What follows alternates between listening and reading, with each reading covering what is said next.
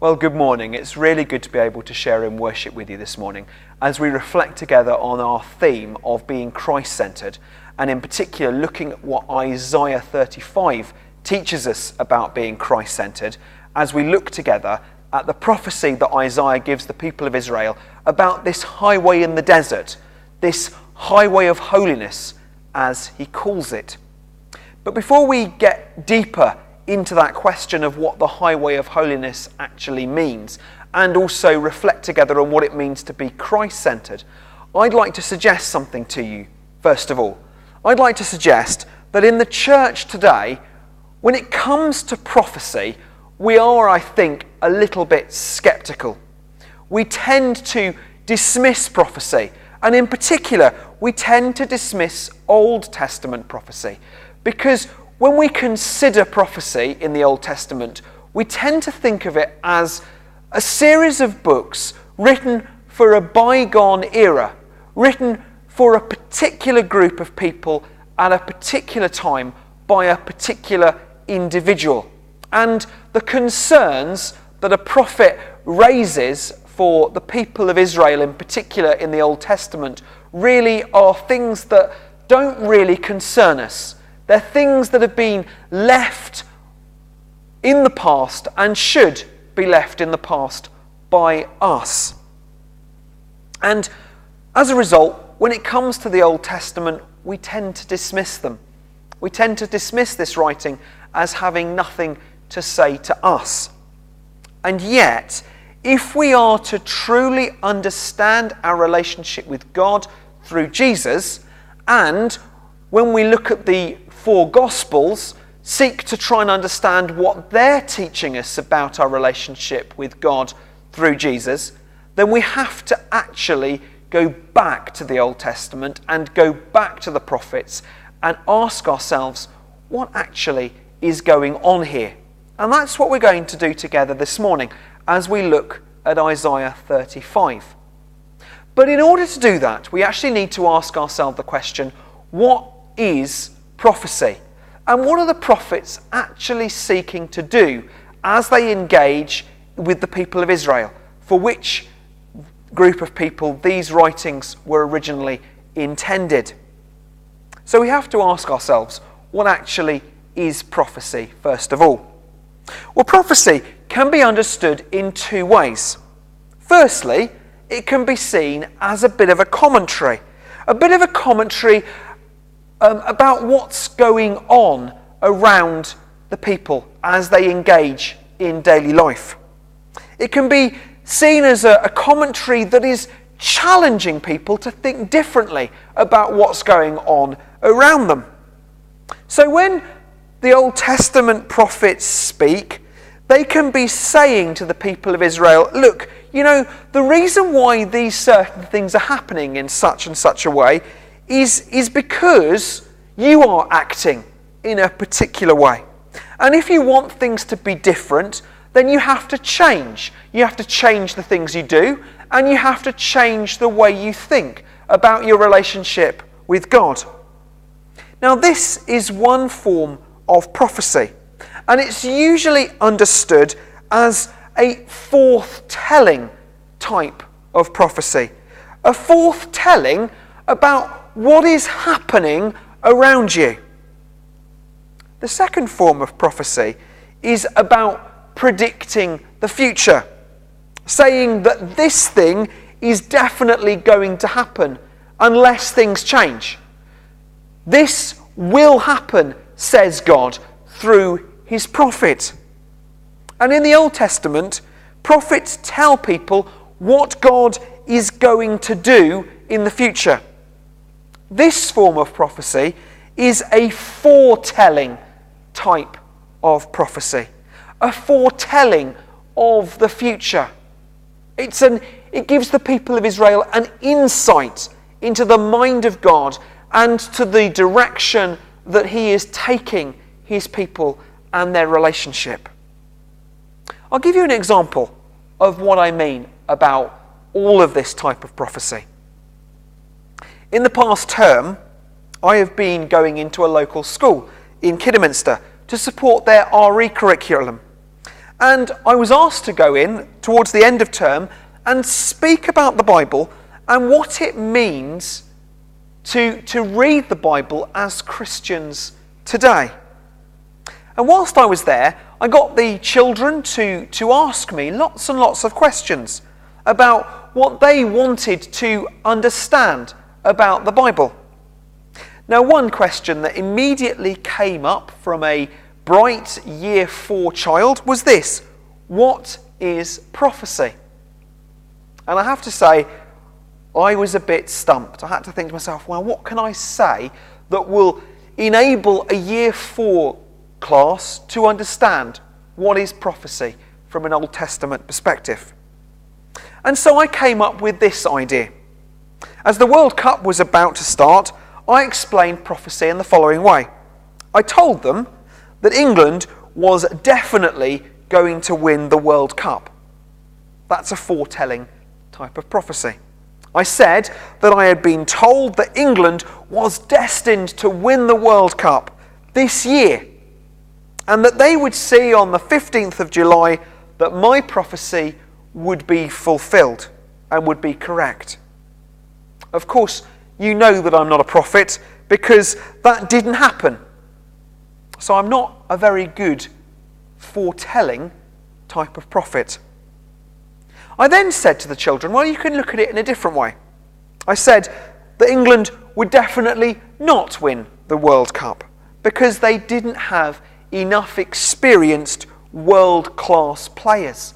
They didn't have an experienced enough squad on the world stage, Harry Kane being the exception. And when they came up against more experienced players, they would struggle, I said.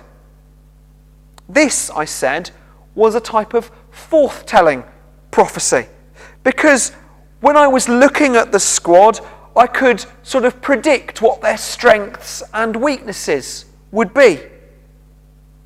It was at this point that the class that I was working with got very excited, because they thought that I was on first name terms with the England squad and that I knew them personally. But this is what prophecy, if we understand it from an Old Testament perspective, might be like. Of course, England winning the World Cup is never predicted in the Old Testament, so don't go looking for any predictions of England having success in football in the future. It's not there. And so we need to then come now and look together at Isaiah.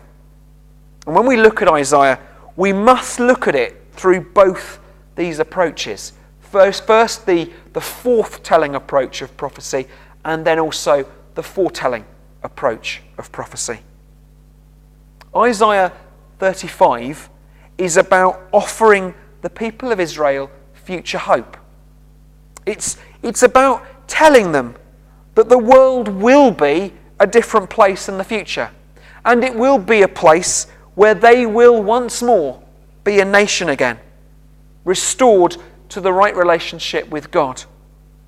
Isaiah promises that the temple in Jerusalem will be rebuilt and will become the centre of worship once more, and that in the future also the people of Israel will return from exile, and God will no longer be distant from them. He will make his dwelling amongst his people once more. His presence will be felt in their midst, and he will never again abandon them.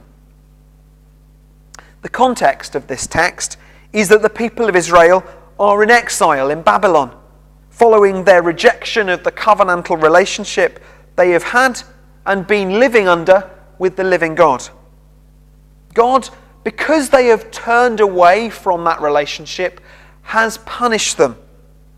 And he's punished them for their sin and has handed them over into the hands of foreign occupation. And in exile, they long to return. And Isaiah promises that return. He promises that return in Isaiah 35 by saying, if they change their ways, if they look at the way in which they have been living their lives, a sort of forthtelling prophecy, and change the way they think about that, then they will ultimately return home. A foretelling type of prophecy. Isaiah promises that return to the people of Israel. But how are they going to get there? In Babylon, the people of Israel told each other stories about the time when God was with his people, when he was making his dwelling with his people, and when his presence was felt amongst them. And they told the story of the first covenantal relationship that God has with his people through Abraham. They told each other the story of Abraham's calling when he was living in Ur in the Chaldees. Now, scholars today believe that Ur was in Babylon, where the people of Israel are in exile. So it gives the story even more poignance to the people as they tell that story. And they tell the story that when Abraham was called, he was called out of Babylon. He was called out of the place where they're in exile to make the journey first towards the north and to Haran, and then south to the promised land. The people of Israel know about that journey. They tell that story of that journey lovingly to each other each day that they are in exile, and they believe that this day may be the moment when they return, when they make that journey that Abraham first took, and that they will return to Israel themselves. They would have known that that journey that Abraham took circumnavigated the desert, because if they went directly west, they would end up in the most uninhabitable place, in the desert, where nothing would ever survive. And so they told each other the story of Abraham's calling out of Babylon, out of Ur in the Chaldees. And they remembered the story of his journey, first north and then south. And they longed to follow in his footsteps and be a part of that adventure and that retelling of God being able to fulfill his promise amongst them. But in Isaiah 35, we don't hear about that journey first north and then south. Isaiah prophesies a very different journey. He prophesies a different route home that will take them directly across the desert to a place where they would cross uninhabitable, where life didn't exist in the desert. But Isaiah promises the people that God will make for them a highway in the desert. Isaiah promises the people that there will be a literal route home being carved out in the midst of the desert, in the place of death. The people will return home together upon a highway of holiness. And Isaiah says all the people of Israel need to do is to have faith, to remain faithful, and to watch for the signs of God's coming kingdom and recognize God's anointed one, God's Messiah, being present in their midst. And what will the signs of God's highway in the desert being constructed according to Isaiah? Isaiah tells the people of Israel to be strong and not to be afraid. And he says the moment of God's coming will be marked by sight being restored to those who are blind. That the deaf will hear again. That people with a physical disability will be healed. And those who cannot speak will shout for joy. And streams of living water will flow once more. And in that moment, Isaiah says, people will walk on that highway that is carved out in the desert. The highway of holiness, he calls it, and they will return home once more to Jerusalem. Now, as we read Isaiah 35 together, the question that we need to ask ourselves as 21st century Christians is, where do we witness these signs happening and proving that the highway in the desert has already been built? The question and the answer to that is we discover those signs in the four Gospels. We discover those signs in the life and ministry of Jesus. For this is what the Gospel writers are centering their theology upon. They say, as they look at Jesus' life, as they look at his ministry and teaching, that Isaiah's prophecy is being fulfilled. And we are meant, as readers of these four Gospels, to see in the healing of the paralysed man, the healing of the man born blind, the healing of the hemorrhaging woman, the healing of the demon-possessed man, even the conversation that Jesus has with the woman at the well in Samaria, and all the countless other miracles that take place and are recorded for us in the four Gospels. These demonstrate that the signs are now upon us of the highway in the desert being built, and the people of Israel are being called home. Of course, for us, we are being called not to a geographical location like the people of Israel were in Isaiah 35, but to a spiritual location, a location where God makes his dwelling amongst us and where we receive the promise of life in all its fullness, the promise of life as it was always intended to be lived. All of these signs tell us that the promise of the desert highway is being built now, and God is fulfilling his promise to make his dwelling amongst his people. And so as we walk the way of Jesus and seek to live the life of Jesus today, we need to bear witness to those signs and to celebrate what God is doing in our lives and bear witness to the good news that we discover in Jesus. But of course, as Christians, we also have a bigger sign that confirms for us above everything else what God is fulfilling in our midst. And that, of course, is the sign of the cross and the hope of the resurrection.